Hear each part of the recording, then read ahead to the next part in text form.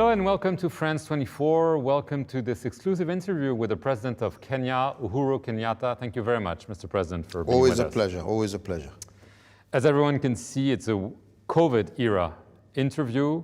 You've announced a relaxation of some of the strict measures you've put in place. Bars have reopened. However, the nightly curfew is still there. Schools, especially, have not reopened. Where are we in Kenya? Is the worst behind? Well, like I said, it's really a very difficult question to answer. Is the worst behind us?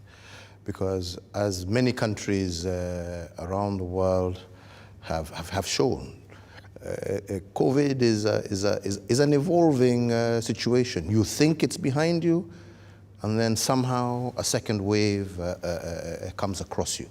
So yes, indeed, we have relaxed, because we feel that the interventions that we have taken for the last 6 months, since March, we initially locked down the whole country. We shut down international travel. It was a very difficult decision, given our country is a country that is tourism-based. We believe that some of those initial measures that we took saved us from experiencing a much more severe a problem than we actually did. But as things went on and our infection rate started to drop, and our recoveries also went up, our fatalities also went down, and ultimately, when we started now nearing the WHO recommended infection rate of less than 5%, we felt it was also time now to start focusing ourselves on the economy. So we've started slowly, increasing the curfew, reducing rather the curfew hours, allowing certain businesses to once again start. But the schools have not reopened. We will reopen the schools. There's no date. But I just felt there is no date, because we need to be able to assess the situation and to be sure that we are taking our children into an environment that is safe, because at the end of the day, the largest investment we have as a country is our children. What about the economic costs? Millions of jobs lost. This has been a nightmare, essentially. We had some sectors, of course, that were very hit. Tourism and some of the service sectors, which now are getting back on their feet. But we have been lucky in the sense that as much as we have had an economic downturn in terms of the projections that we had for the year, they are definitely, our results so far are definitely far much better than we could ever have hoped for, because we still have positive growth, we still have some sectors growing, and we have also seen new innovations of people adapting to the so-called new normal, especially in the tech industries, in the way that, restaurants that were closed, doing home deliveries and things like that. So, yes, we have taken a hit like everybody else in the world, but luckily it's not been as bad as has happened elsewhere, or as we ourselves had envisioned. There's a stain, however, in the COVID Kenya story, if I may add, what many describe as a corruption scandal, the Kenya Medical Supplies Agency. There have been reports, investigation about essentially mishandling of funds that were directed to save lives and help medical staff do their jobs. Are the culprits really going to We have, prosecute? and when the whole story came out, and we said that nothing will be spared, and what we have actually done is put in place all the necessary mechanisms, empowered the necessary agencies, who, as we reported in our COVID conference a couple of days ago, full authority to complete their investigations, to make their report public, and indeed to prosecute anybody who may have been involved in any kind of misuse of anybody, no stone unturned. No stone unturned. And we have given them full authority to do that, and we have actually stated that as soon as they are ready, they should just make their report open, not just to Parliament and myself, but to the entire country, so that people will be able to see that everything has been done transparently in order to assure that we have full accountability on the whole process. Here in France, this is your first trip abroad since the lockdown that you mentioned. Some private-public or public-private partnerships have been signed for infrastructure projects. Obviously, infrastructure is a key, but there's always the question of debt, that you add more debt that's already there. Is this something you think can be avoided? Well, in fact, this is the most interesting thing about this particular trip. It is because this is really one of the first and indeed the largest infrastructure project that is road-related, that is actually being done not by government, but by private sector, because it is private sector that is actually investing in developing these roads on a concession basis. So actually, what Kenya and France are doing is leading in a new model of financing that does not involve debt, but rather that is encouraging private sector to put in their money and get the returns from the project that they're doing. And this is the reason why this trip for me was very important, a 1.3 billion euro project that is 100% financed by the private sector under the PPP framework, where they shall run the project, they shall operate the project, and 30 years down the line, hand that project back to the Kenyan government. So this new model of financing is something that President Macron is pushing, and I am very keen to see, because it is a way of financing that is encouraging private sector and reduces the debt burden on African economies. I want to get to the terrorist threat in Kenya. Obviously, Kenya has been hit several times. There are reports in the US press that the US military is asking for authorization to conduct drone strikes inside Kenya in order to go after terrorists. Until then, it's been done in Somalia. So I wanted to have your reaction to those. I wanted to be very clear. There is no such situation. The authorization, and which you all know has happened also in the past, is drone strikes on terrorist bases in Somalia. We are not at that level where we have terrorist incursions, right, but we don't have terrorist bases in Kenya. So therefore, there is no such thing. I think. Meaning, have you refused the U.S. proposal? The U.S. hasn't even requested. They knew it would be no. They haven't even requested for authority to launch drone strikes within Kenyan territory. And you wouldn't accept it? No, because we don't even feel it's necessary. How is this? Actually, the truth of the matter is that over the last 2 years, the Kenyan security forces, working in conjunction with international partners, have greatly reduced, not to say it is over, but we have greatly reduced incidences of attacks within our borders. Touch wood, as we always say. It's not to say that the threat is completely eliminated, but I can say that we have made major progress. And actually, over the last now going 2 years, we have not really had a major incident since the Duset attack that occurred in Nairobi.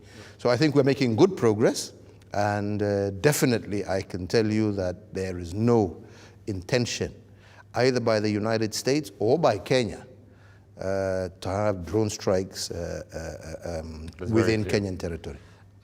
Tensions with Somalia, we've seen instances of shootings and so on. How bad is the situation with Somalia? Like I said, there are probing attacks, there are occasionally incursions along the border. This is largely, it's Al-Shabaab. Yes, I'm not, the Somali government, we have good working relations. This is Al-Shabaab. This is terrorist networks. How long are you going to stay in Somalia?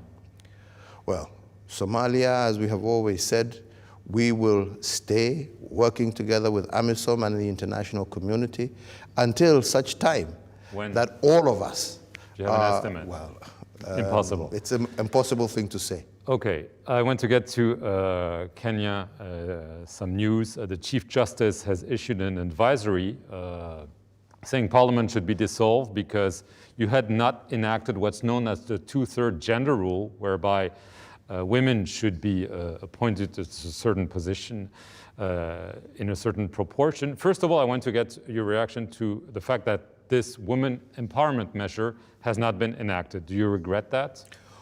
Well, yes, it is indeed a regret, but at the same time, you've also got to understand that the spirit of the Constitution was actually one of progressively getting there, because at the end of the day, we have to recognize that we must balance between the rights of citizens to elect their representatives and the need for us to be able to have gender parity in any country. And let me say, and this is a fact, in a democratic society, that is not easily achievable. You have countries like the United States, I think even France, that have yet to achieve that particular objective. So we're all striving to get there. Now the question, he's asked for Parliament to be dissolved. Are you going to do that? I don't really think I want to comment on that, because that is a matter that's now back again in court. And in Kenya, you know, for us, so long as matters are before a court, we don't want to comment. We will wait and see the outcome of the case in court, and I think that then will determine the way forward. Right, but that's not what you would like to do, obviously. It's not what I would like to do, but it is an option that has been put, as you said, by the Chief Justice. So we wait to see what the outcome of the court process will produce, and that then will be the time to decide which is going to be the way forward. Lastly, the relationship with your Deputy President, William Ruto. There have been reports of simmering tensions between you and him. So a very simple question. Will you back him? Will your party back him as a candidate for the 2022 election? I have always maintained very clearly, and it has been my position, and I have made it public severally. We have an agenda as a government that we want to complete. We're still almost 2 years away from an election. This is not the time to start campaigning. That's number one. Number two, I have also made it very clear that my intention is to do everything I can to bring the people of Kenya together, to ensure that the next election will not be an election that shall be a tense election, or an election that can lead to a potential crisis of ethnicity. And that is the reason I reached out to those who were in the opposition, and I said, look, we have a mutual responsibility as the leadership of the country to ensure that we work together and try and find out why is it that our people, or tensions, sometimes to some terrible levels, like happened in 2007. Now, of course, there are some maybe who feel that as a result of that kind of partnership and me reaching out to the opposition is meant to sideline William Ruto. Yes. But there's nothing more to the contrary, because what we are trying to do is to bring people together to agree on those issues that divide us, and then be in a position to actually have an election where the people of Kenya will have an opportunity to choose for themselves thereafter the leader, and have a system that is more inclusive, so that the results at the end of the day will be such that there will be both acceptability, because there shall be a feeling of inclusion, and that no one has been left behind. So that anybody, therefore, who is going against that particular principle, which I hope to achieve, well, I don't say he's doing it, but my hope and my prayer is that we shall all work together to achieve this objective, because that is currently my primary objective. And it is my hope and prayer that especially those in my political party will work with me to ensure that we achieve this for Kenya. We achieve this for our people. And I am very hopeful that we are going to be able to work towards that end, not only with me and my deputy, but also with all. But that is the program I have. That is the objective I have. And with the help of God and the people of Kenya, that is what I hope to achieve. So, and that is the gift I hope to leave behind. So you cannot commit today that you will support him in 2022? My commitment is not to this. My commitment is to this process. My commitment is to peace, stability, and prosperity for the people of my republic. That is my number one function. Once we're over that hill, once, as I said, we now start talking about elective positions, you can ask me that question. Just very last question. You were talking about once you're over the hill. You're going to be over the hill in 2022. There's not going to be, like in other country, a change of the constitution whereby... No. I mean over the hill in these issues that we're talking about. I understand, but you're not going to seek a third mandate or become prime minister after a constitutional change.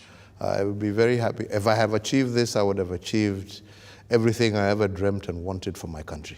So you don't want to remain in power one way or the other? Oh, please. I would rather come and enjoy a holiday in France every summer. President Kenyatta, I want to thank you very much for your time, and thank you very much for watching this interview here on France 24. It's always a pleasure. Thank you.